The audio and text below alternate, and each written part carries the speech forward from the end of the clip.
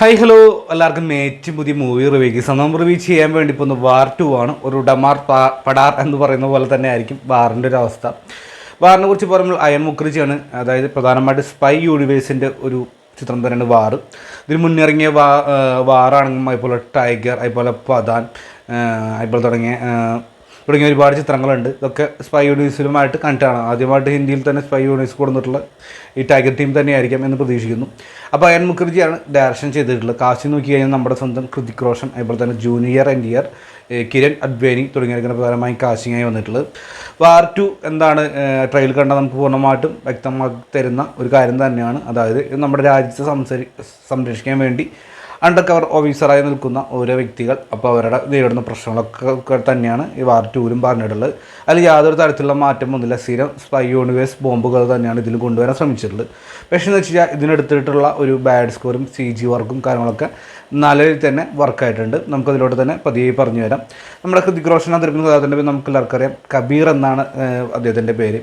അപ്പോൾ കബീറിനെ രാജ്യദ്രോഹം ചെയ്തതിൻ്റെ പേരിൽ അദ്ദേഹത്തെ പുറത്താക്കിയതാണ്, അല്ലെങ്കിൽ എന്നും മുദ്ര കുത്തിയതാണ്. അപ്പോൾ അങ്ങനെ ഇരിക്കും അദ്ദേഹത്തിൻ്റെ ഇൻട്രോ സീൻസ് കാണിക്കുന്നത് നേരെ ജപ്പാനിലാണ്. ജപ്പാനുമായി ഒരു ഏറ്റുമുട്ടലൊക്കെ കാണിക്കുന്നുണ്ട്. ഒരു ഹെന്ന തോന്നുന്നു, എന്തൊരു മൃഗം വന്നിട്ട് ഫസ്റ്റ് തന്നെ അവിടുത്തെ ഒരു അന്തരീക്ഷമൊക്കെ കാണിച്ച് വരുന്ന സാധനം കാണിക്കുന്നുണ്ട്. അവിടുത്തെ കുറേ ജപ്പാൻകാരുമായി തമ്മിലുള്ള ഫൈറ്റ് സീൻസൊക്കെയാണ് സ്റ്റാർട്ടിലേക്ക് കാണിച്ചിട്ടുള്ളത്. എന്തായാലും അദ്ദേഹത്തിൻ്റെ ഒരു കിടു ഇൻട്രോ തന്നെയാണ്. ഇപ്പോൾ കൊടുത്തുള്ള ബാൻഡ് സ്കോറൊക്കെ നല്ല രസമായി തന്നെ വർക്കൗട്ട് ചെയ്തിട്ടുണ്ട്. ആ ഹന്നയുടെ മുഖത്തും കണ്ണുകളിലാണ് ഇദ്ദേഹത്തിന് ഇൻട്രോ കാണിച്ചത്. പിന്നെ രണ്ടും കൂടി നടന്നു വരുന്നൊരു ഭാഗമായി കാണിക്കുന്നുണ്ട്.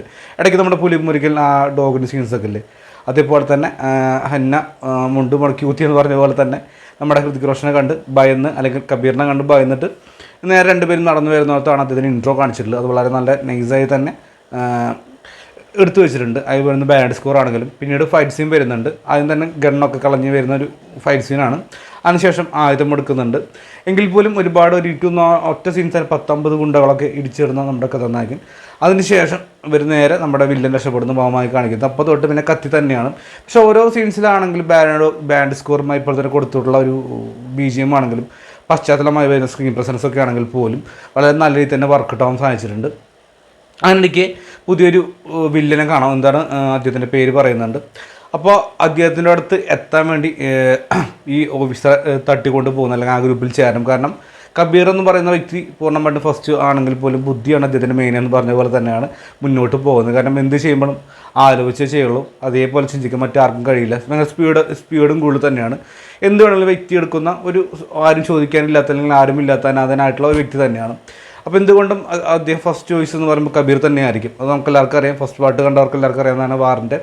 അപ്പോൾ 2 വരുമ്പോൾ പൂർണ്ണമായിട്ടും അദ്ദേഹത്തിന് ആവശ്യമുണ്ട്. അപ്പോൾ പ്രധാനമായിട്ടും ആ വില്ലൻ്റെ സംഗീതത്തിലേക്ക് എത്തിപ്പെടുന്നു. സ്വാഭാവികമായി അറിയാലോ, നമ്മുടെ നായകൻ പേര് മാറ്റി വരുന്നുണ്ട്, അല്ലെങ്കിൽ എന്താ പറയുക, അവരോട് താനും ചേനെന്ന് പറഞ്ഞു പോകുന്നു, അതിനുവേണ്ടി പ്രവർത്തിക്കുന്നു. പിന്നീട് ആരാണെന്ന് കണ്ടെത്താൻ പോകുന്നുണ്ട്. അതിനിടയ്ക്ക് നമ്മൾ ജൂനിയർ NTRൻ്റെ ഇൻട്രോ കാണിച്ചില്ല. ഇൻട്രോ എന്ന് പറയുമ്പോൾ എൻ്റെ പൊന്നളിയ കത്തിയുടെ കത്തി തന്നെയാണ്. ജെറ്റിൻ്റെ മുകളിലൊക്കെ ഒക്കെ പിടിച്ചു വരുന്ന ഭാഗത്തിലൂടെ ഇൻട്രോ കാണിച്ചിട്ടുള്ള മൊത്തത്തിൽ. അതിനുശേഷം വലിയൊരു ബോൾ പോലത്തെ വരുന്നു, അതിന് മുകളിൽ കൂടെ ജീപ്പ് കയറ്റുന്നു. ഫുള്ളെന്ന് വെച്ചാൽ കത്തി എന്ന് വെച്ചാൽ ഗംഭീര കത്തിയായിട്ടുള്ള ഇൻട്രോ സീൻ തന്നെയായിരുന്നു. പക്ഷേ ബാക്ക്ഗ്രൗണ്ട് സ്കോറും അത്യാവശ്യം കൊള്ളാമായിരുന്നു കേട്ടോ. സീൻസ് ഞാൻ പറഞ്ഞില്ല, കത്തി എന്ന് പറയുന്ന ഈ പരിപാടി നമ്മൾ മലയാളികൾ മാറ്റി നിർത്തി കഴിഞ്ഞാൽ അത്യാവശ്യം എൻജോയ് ചെയ്യാൻ കാണാൻ പറ്റുന്ന തരത്തിലൊക്കെയാണ് വാർ 2ൻ്റെ ഫസ്റ്റ് ഹാഫ് മുന്നോട്ട് പോകുന്നത്. അതായത് ഇൻ്റർവെൽ ബ്ലോഗ് വരെയും അതിഗംഭീരമായി തന്നെ മുന്നോട്ട് പോകുന്നുണ്ട്. എനിക്കിഷ്ടപ്പെട്ടതെന്ന് വെച്ച് കഴിഞ്ഞാൽ ഇതിലൊരു ഹൃതിക് റോഷനും ജൂനിയർ NTRനും തമ്മിലൊരു കാർ ചേസ് സീൻസൊക്കെ കാണിക്കുന്നുണ്ട്, അങ്ങ് സ്പെയിനിൽ വെച്ചിട്ട്. ആ സീൻസ് കൊള്ളാൻ പറഞ്ഞു. അതിനുശേഷം എല്ലാം അവസാനിച്ച് കേണ്ട ഭാഗത്ത് തന്നെ നേരെ ട്രെയിനിൻ്റെ മുളക് കൊണ്ടുപോയി കാർ ഓടിക്കുന്നുണ്ട് പൊന്നളിയാണ്. അവിടെ നേരെ ചാടുന്നു, കല്ലോട്ട് ചാടുന്നു, വേറെ സ്ഥലത്തേക്ക് എത്തുന്നു. അപ്പോൾ ഇപ്പോൾ ഞാൻ ചിന്തിക്കുന്നത് വെച്ചാൽ എങ്ങനെയാണ് ഇവർക്ക് ലഗേജും കാണാൻ കിട്ടിയെന്ന് ഞാൻ ചിന്തിച്ച് പോകുന്നുണ്ട്. അപ്പോൾ അതെന്തെങ്കിലും നിൽക്കട്ടെ, ലോജിക്ക് നോക്കിക്കഴിഞ്ഞാൽ എന്തോ ഒരു ലോജിക്ക് ഉണ്ടാവില്ല. പക്ഷേ നമ്മൾ ഫിലിം എന്ന രീതിയിൽ തന്നെ കാണാം, അല്ലെങ്കിൽ കത്തിയെന്ന രീതിയിൽ തന്നെ ആസ്വദിച്ച് കണ്ടു കഴിഞ്ഞാൽ യാതൊരു തരത്തിലുള്ള ഒരു ടെൻഷനോ കാര്യങ്ങളൊന്നും ഉണ്ടാവില്ല. ഫസ്റ്റ് ഹാഫ് ഗംഭീരമായിട്ടുള്ള ഒരു ട്വിസ്റ്റോട് കൂടി തന്നെയാണ് മുന്നോട്ട് പോയത്. അതിൽ വരുന്ന ഫസ്റ്റ് ഹാഫിലെ ഇൻ്റർവ്യൂവിൽ തൊട്ടുമ്പോൾ തന്നെ ഒരു എയർപ്ലെയിൻ്റെ മുകളിൽ വെച്ചുള്ള ഫൈറ്റ് സീനൊക്കെ കാണിക്കുന്നുണ്ട്. പൊന്നും നടക്കും ഇതൊക്കെ വലുതും. ആ ഫൈറ്റ് സീൻ കാണിക്കുന്നത് നമ്മുടെ കഥാനായകൻ അതിൽ നിന്നും ചാടി രക്ഷപ്പെടുന്നു. അതിന് രണ്ടുപേരും തമ്മിലുള്ള ഒരു ഇൻ്റർവെൽ ബ്ലോഗ്. അവിടെയാണ് യഥാർത്ഥ വാർ 2 എന്ന് പറയുന്ന ടൈറ്റിൽ എഴുതി കാണിച്ചിട്ടുള്ളത്. അത്യാവശ്യം ഇൻ്റർവെൽ ബ്ലോഗ് പറഞ്ഞപ്പോൾ തന്നെ അത്യാവശ്യം നല്ല നൈസായി തന്നെ പശ്ചാത്തലമായി വരുന്ന BGM കൊള്ളാമായിരുന്നു. അതുകൊണ്ട് തന്നെ എനിക്ക് നല്ല നൈസായി തോന്നി. പക്ഷേ നേരെ സെക്കൻഡ് ഹാഫിലോട്ട് വരുമ്പോൾ എന്തായിരിക്കാം ഫസ്റ്റ് ഹാഫിൽ അവസാനിപ്പിച്ചിട്ടുള്ള പോയിട്ട് നമുക്ക് മനസ്സിലാക്കാൻ വേണ്ടിയിട്ട് ഒരു ചെറിയ ചിന്താഗതിയോട് തന്നെയാണ് ഫസ്റ്റ് ഹാഫ് അവസാനിച്ച് നേരെ സെക്കൻഡ് ഹാഫിലോട്ട് കടക്കുമ്പോൾ തീരെ തേച്ച് ഡൗൺ ആവുന്നുണ്ട്. അവിടെയാണ് യഥാർത്ഥ ഒരു തിരുക്കറത്തിൻ്റെ ഡൗൺമേറ്റ് അല്ലെങ്കിൽ ഡൗൺ ആയ കാര്യം നമുക്ക് മനസ്സിലാകാൻ സാധിക്കും. കാരണം സെക്കൻഡ് ഹാഫിലോട്ട് ഒരു പടം വളരെ വീക്കായിട്ടാണ് സെക്കൻഡ് ഹാഫിലോട്ട് വരുന്നത്.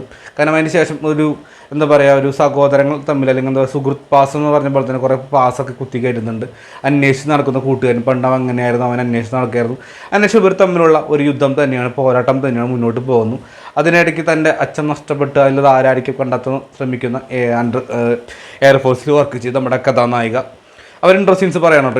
എല്ലാവരും ഇൻട്രോ സീൻസും നല്ല രീതിയിൽ വർക്കൗട്ട് ആയിട്ട് കഥാനായകത്തിനും കുഴപ്പമൊന്നുമില്ല. പക്ഷേ ബിക്കിനി സീൻസൊക്കെ ഒരു പാട്ടിലൂടെ വരുന്നുണ്ട്, ഫ്ലാഷ് ബാക്കിൽ വരുന്ന പാട്ട് സീൻസൊക്കെയാണ്.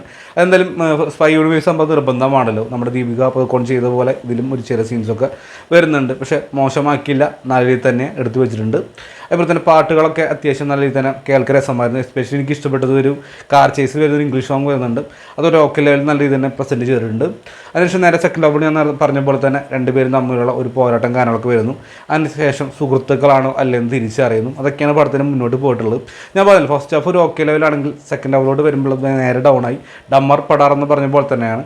ഫസ്റ്റ് ഹാഫ് ഡമാറാണെങ്കിൽ സെക്കൻഡ് പടാറായ ഒരവസ്ഥ തന്നെയാണ് എനിക്ക് പറയാനുള്ളത്.